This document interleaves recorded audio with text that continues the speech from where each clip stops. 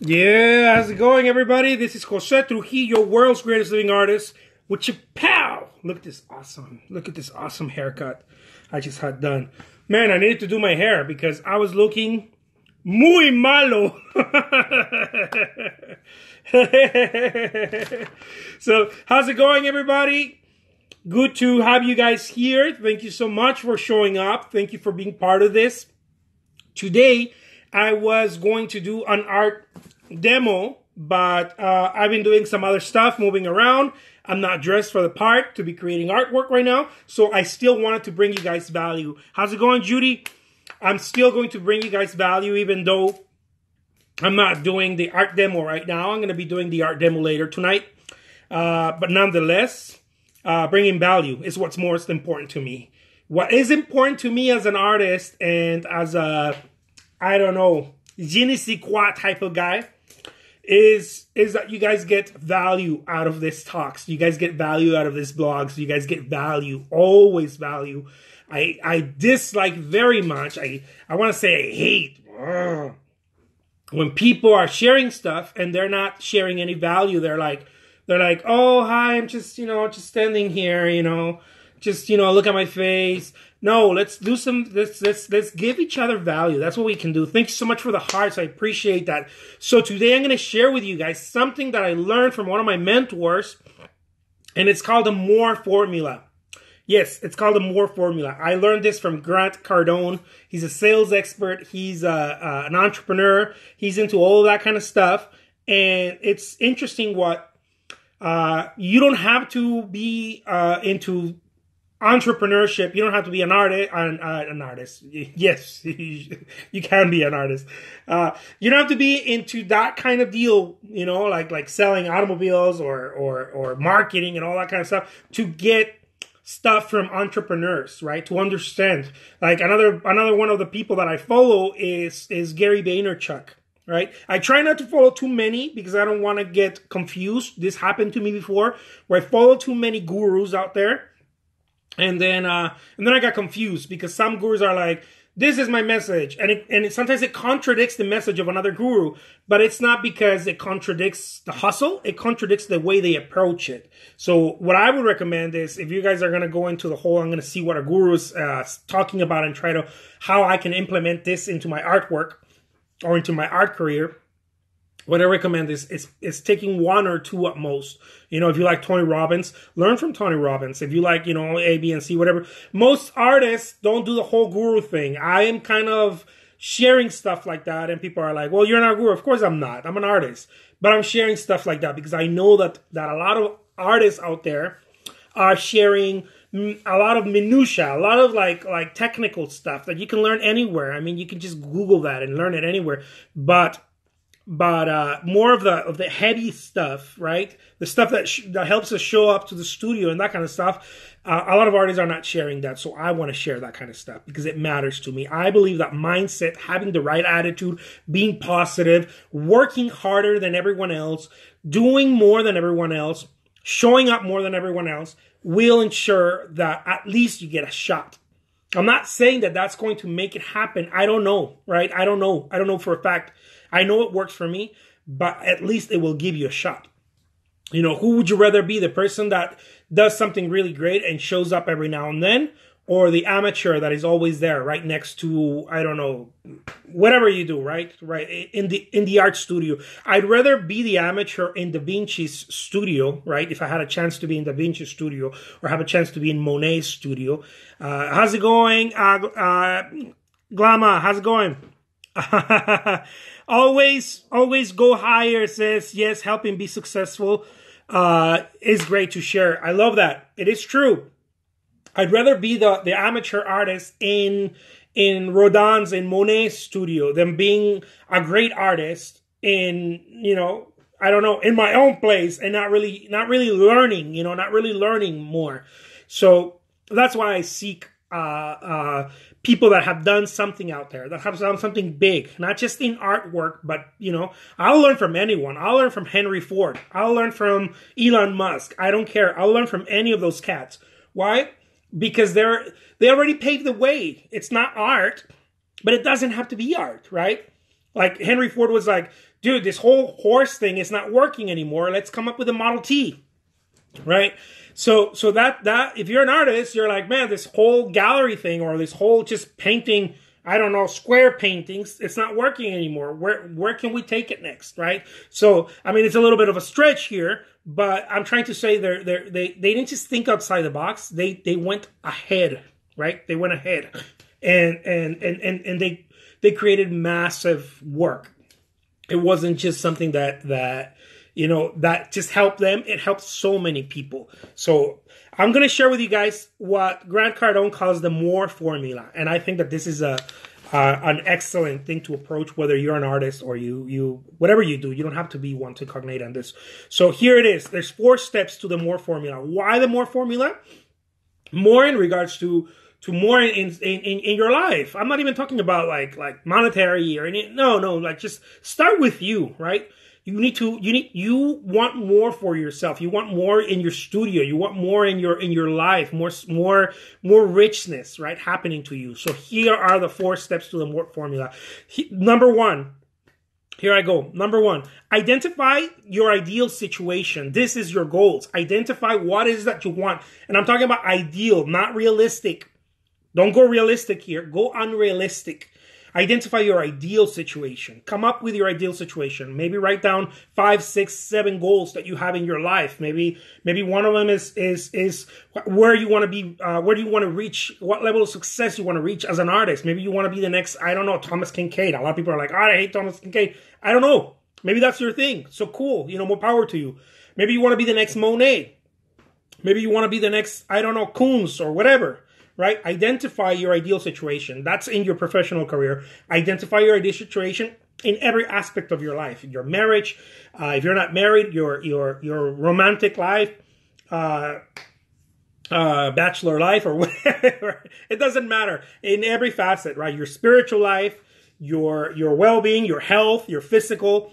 Identify your ideal situation. Okay? So that could be a number of goals for your personal life. Okay? Number 2. Identify what's holding you back. Yes, I said it. From your ideal situation, from writing your goals down. How's it going, Shanaz? Good to see you here. I haven't seen you in a while. Identify your goals, okay? And from your ideal situation. That's number 1. Number 2, identify what's holding you back. Now, you have to write this in a piece of paper, okay? You have to write this in a paper. And keep it at all times. That way you revise it. Number 2, identify what's holding you back. This includes people, bad habits, situations you put yourself into. You put yourself into, for example, I don't know, maybe you hang out too much with the wrong people. You hang out too much, I don't know, on Facebook. You hang out too much, I don't know, you watch too many of the shows that are not giving you back, right? They're not giving you value. Maybe you sit there and watch Game of Thrones for 3-4 hours. You binge watch it. Where you could have maybe just watched it, I don't know, 30 minutes, and then the rest of it could have been creating artwork or sharing your artwork. Shanaz has been working on another portrait and need to push harder to finish it. I love that. I love that. You got to go do that. That's awesome. So, number 1, identify your ideal situation. Number 2, identify what's holding you back. You got to identify what's holding you back because this is the stopper. There's all these little things. Every 5 minutes, you go smoke outside. I hope not every 5 minutes, but every so on, you have to go get a coffee. For example, I get my coffee brought off to me. My wife brings me my coffee. Still, I could probably have a runner in my studio doing all of this, which is something that I'm going to look into. Someone to go get the coffee. Come on, we need a runner. Anyways, number 3, remove the blocks, okay? You have to remove the blocks. Once you identify what's holding you back, you have to remove the blocks. This includes family and friends, guys. And I'm not saying remove them. Don't spend too much time with people telling you that you're not good enough. Don't spend too much time with people telling you that your artwork is not good enough. Many of us go and put ourselves in these situations where, like, critique my work. Don't do that to yourself. Don't give other people the power to do a constructive criticism. A lot of bullshit artists out there are saying, "Oh, let me give you my constructive criticism." I don't need your constructive criticism, dude. I know what I'm doing. You got to know what you're doing. You got to know what you know. This does not mean that you can't learn from others and you can't see and you can't be open. I'm not saying that. What you don't want to put yourself is in a situation where people are just stepping on you over and over and trying to give you their constructive criticism. I would love constructive criticism from, I don't know, from Jeff Koons. I would love constructive criticism from Kehinde Wiley, from Chuck Close, but not from Joe Schmo that spends 3 hours a month in his studio. I don't want constructive criticism from him or her, you know. So this is what I'm talking about.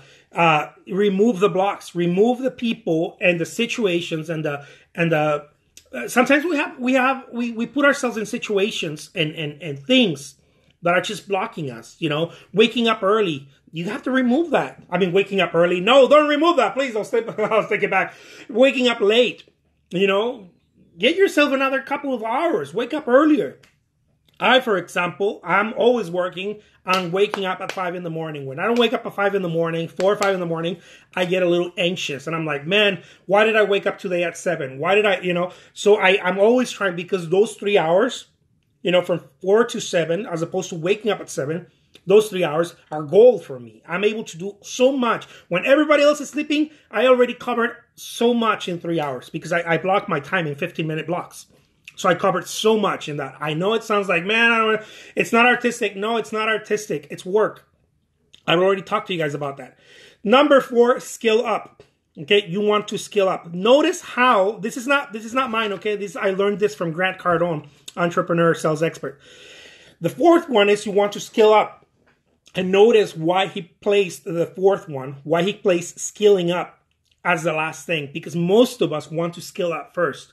And you don't need to skill up first. What you need to do is move all the clutter, remove all the BS, all the clutter away, because most of us are already good at what we do. And the first thing that we do is, man, if I painted better, man, if I was better at approaching sales, man, this is what most people are saying. I meet artists all the time and they're telling me, man, if I could just be more like you, more like if I could have more skill to be like outgoing and out, you know, and talking about my artwork. And I don't talk about my artwork, you know, that's part of my problem. I need to talk about my artwork and blah, blah, blah. Like, you don't need to skill up yet. What you need to do is identify what your ideal situation is first. And then number 2, you need to identify what's holding you back. What's preventing you from that ideal situation. Okay, and number 3, remove those blocks. Remove those blocks. Now, it's not going to be easy. It's going to be extremely uncomfortable, especially if you have some bad habits. A lot of people, this is a broken world. There's a lot of people, you know, misusing all kinds of substances, waking up really late, going to sleep at 4 in the morning, and then waking up at midnight, at noon, and you know, just like really just having life stumble, you know, just kind of slapping you. And not to say like start drinking, I don't know, on Thursdays and then, you know, like Sunday night you're still drinking and then wake up with a hangover. You know why I'm talking about this, guys? Because I used to do this kind of stuff, not the drug thing, but like drinking and, you know, just kind of like just misbehaving, you know, not utilizing my time correctly. That's how I know about this. I'm not just, you know, I'm not trying to stand here on a tower of judgment and be like, don't do that, you bad people. You know, I'm trying to say, look, dude, I used to do this. I used to spend my time just, you know, just BS. 3, 4 in the morning, talk about my artwork and my art career and talk about art with other artists and just, you know, being drunk, you know, just being stupid, not really producing what I should have been doing in that time in my 20s. I really threw my 20s down the toilet. What I should have done, now I'm trying to hustle in my 30s. I'm like, man, I gotta do what I didn't do during that time, right? And you can't take that time back anymore anyways, but you have today, right? You have today. So what I'm trying to tell you guys is, look, there's so many little things. Man, I don't believe in my work. That's a block. Man, I'm not painting good enough. That's another block. Man, people are not buying artwork. That's another block. It's your mindset, you know, it's your mindset. It's the oh, I like this. Always go higher. Says, I like constructive criticism from smart people. Prince. Bam, that's a bomb right there. See? That's perfect. Prince had it right. Man, Prince was a hustler. My wife loves Prince. My Starbucks. Yeah. Yeah, you don't need constructive criticism from, some random citizen trying to be like, man, you missed the spot right there. Like, who are you? Like, she'd be like, shut up. Go make something. This is what I tell people. Now, I don't tell this. I don't tell this to everybody. But when I have a chance and I get in arguments, I'm like, dude, go paint something and then come and tell me, Like, I'm creating work, 12, 14-hour days. Creating artwork, creating content. And then someone comes and tells me, man, you misspelled that word in your article. It's like, dude, be quiet, Like, go do something else. go do something, not something else. And then come and tell me that. What you want to do, I would love to get criticism. I would love to get criticism from people that are doing something major. Now that's criticism. I could be like, man, all right, my game is not high. But if you're getting criticism from someone who's like, here's a rant. From someone who's not doing anything, and it's just kind of sitting back there and be like, oh, yeah, I don't have to be doing to know. No, yes, you do. This is an experiential thing. Unless you're fighting the fight, don't say anything. Because this is not about knowing. This is about doing. That's what separates the boys from the men. Doing, not knowing. Anyone can know. Knowing, knowledge is free. Just Google it. Knowledge is free. Doing, now that takes cojones. Kim says, that's a good idea. Paint, then discuss. I love that. Yeah. See, you guys have it. So I'm going to run through them again. Okay. This is called the MORE formula. I learned this from sales entrepreneur Grant Cardone. And he says, number 1, identify your ideal situation. Okay. Write your goals down. I write my goals down twice a day, in the morning and before I go to sleep. Okay. Number 2, identify what's holding you back. You have to identify it. Write it down. What's holding you back? This is what I like to call as a. Thank you so much, Abbott. Abbott says you make a lot of sense. Thank you so much. This is something that I learned. It's not from me, but I am using this. I am utilizing it. So that's why I want to share it. Identify what's holding you back is writing down all the little BS stuff that you do. Man, I went to the art store and then you spend 2 hours there. Like, don't do that. Go with a purpose. Have a list ready. And tell them my wife is here. She's gonna talk. Go ahead. Bam. Tell them give me the mic. The best way to figure out. Say that what you just said. The phrase you said. Identify what's holding you back. Identifying what's holding you back a lot of times comes in the form of ambiguous excuses. Ambiguous excuses. See? Tell them to write down the excuses that they give themselves. Write down the excuses that you give yourself as to why you can't do something. And then look at that, and that's the thing holding you back. Yeah. That's the thing holding you back. But it looks ambiguous. It's like, oh, I don't have enough time. Okay, well, what is my time Time's a myth. Really Time's look not like? True. Or I can't because the studio's too small.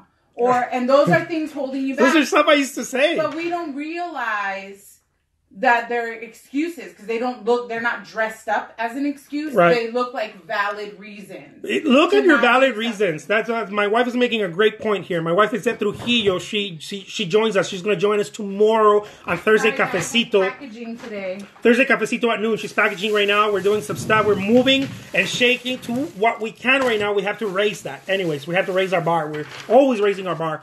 But she made a great point. Look.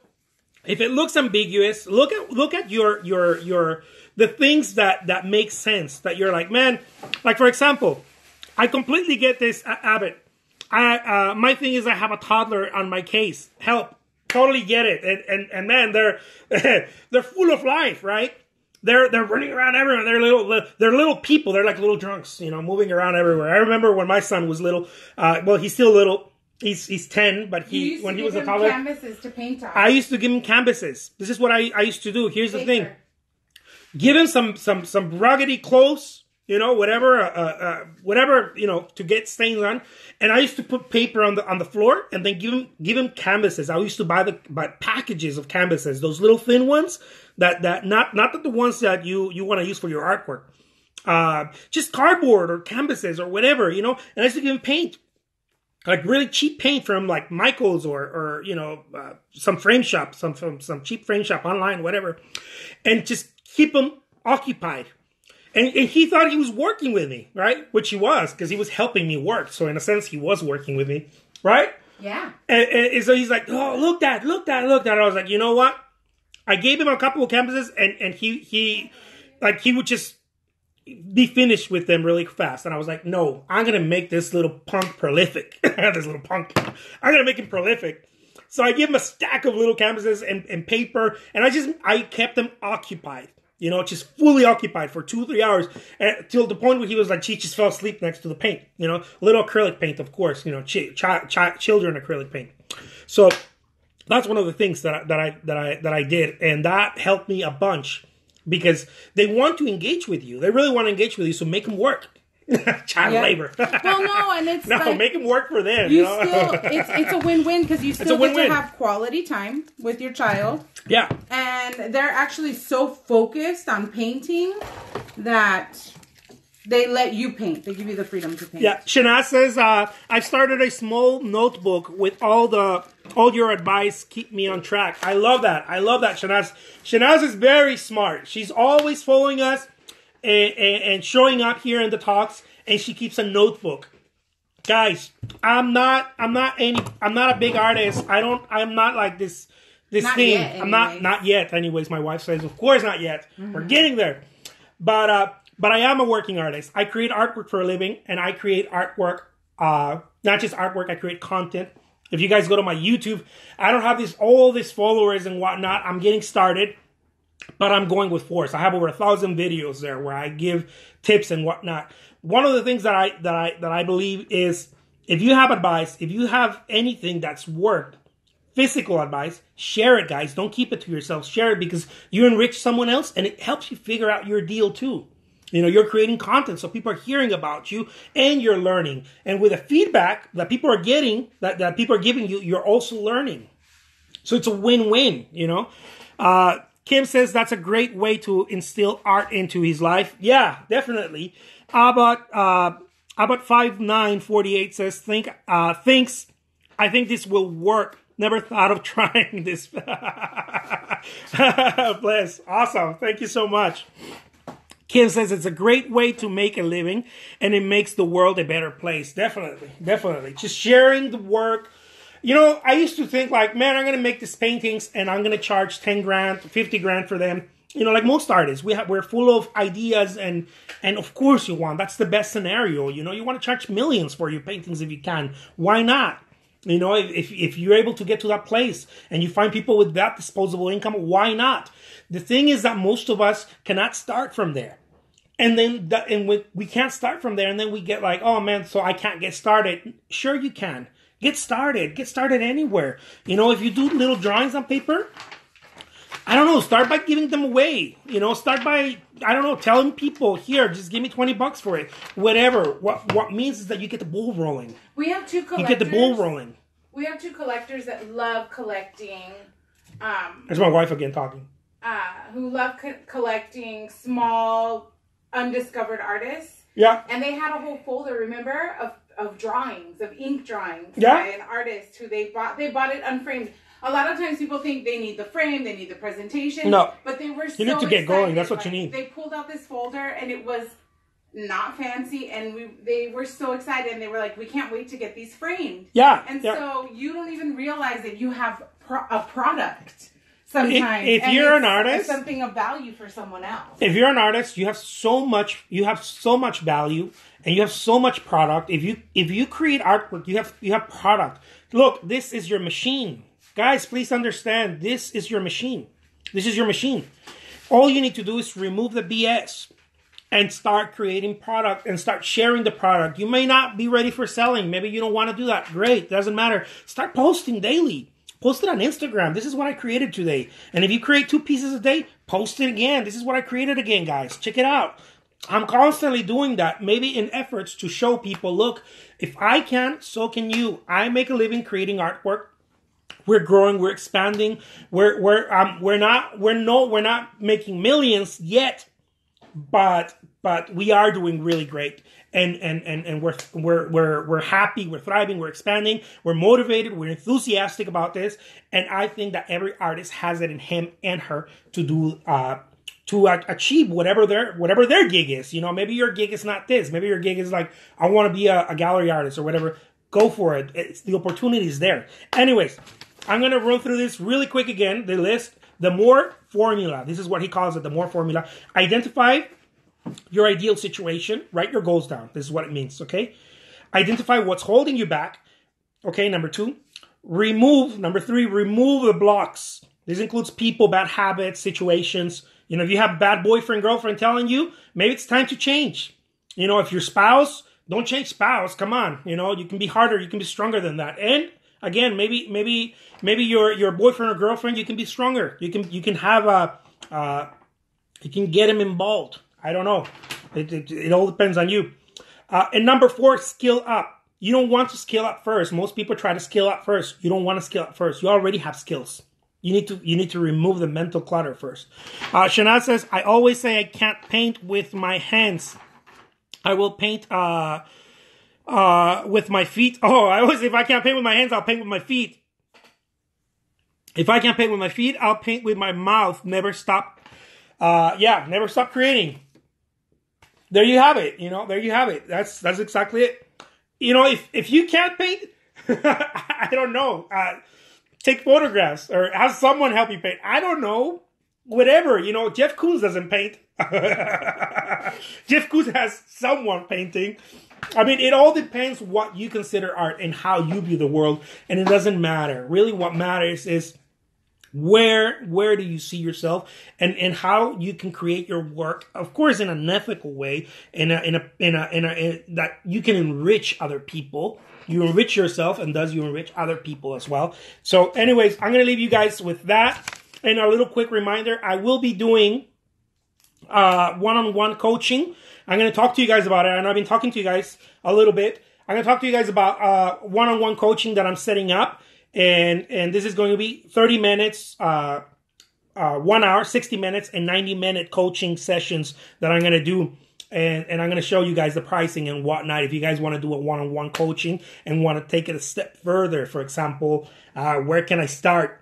How can I start selling my work? And on and on and on, and go a little bit more in depth. Maybe you guys have some questions that are pressing you and I haven't covered. I'm going to do these coaching sessions. It's going to be 30 minutes, 60 minutes, and 90-minute coaching sections, one-on-one. This is not going to be a group discussion. This is not going to be everybody gets to pitch in. No, this is just you and me on one-on-one on the phone. Okay, so I'm gonna show you guys more of that later. So thank you so much, guys. I appreciate it. Please like it, share it. I don't know how this Instagram thing works. I'm still figuring it out. I love the hearts, and please. Guys, if you guys found any value here, share with someone else. Help someone else out. You know, don't be stingy with the info. Other people may need the info. Other people may are trying to, you know, grow. Thank you so much. Thank you so much, Kim. Thank you, Lisette. Kim says thank you. You're welcome. Sean Corn Art says, I think no matter what you paint, it could be marketed. Looking forward for the coaching. Totally. No matter what you paint, I think you nailed it right there. Most people think, oh, if I paint realism, if I paint abstract, if I use bright colors, if I use dull colors. No. Here's the thing, and I'm gonna leave this for the next little video. I'm gonna do a video blog. I'm gonna share with you guys. This is gonna be the title. Paint like Picasso, not like Picasso. I hope that makes sense. What I'm trying to say here, and I'm gonna leave this for the next video, is look at Picasso's work ethic. Don't think that because, oh, if I paint like Picasso, I'm gonna, no, look at the work ethic. What we miss is looking at the work ethic. It was his work ethic, not his painting. It was his work ethic, not his paintings that made him Picasso. It was the Beatles' work ethic, not the name the Beatles, or the music alone. Yes, that has part in it, but it was the way they move. It's how they move. All those years in Liverpool. Kim says, you got it. I always look forward to your videos and advice. Thank you so much, guys. And don't forget, stay fresh, love yourself, love others. But come on, you can't love others if you can't love yourself. Love yourself first, guys. Take care. Adios.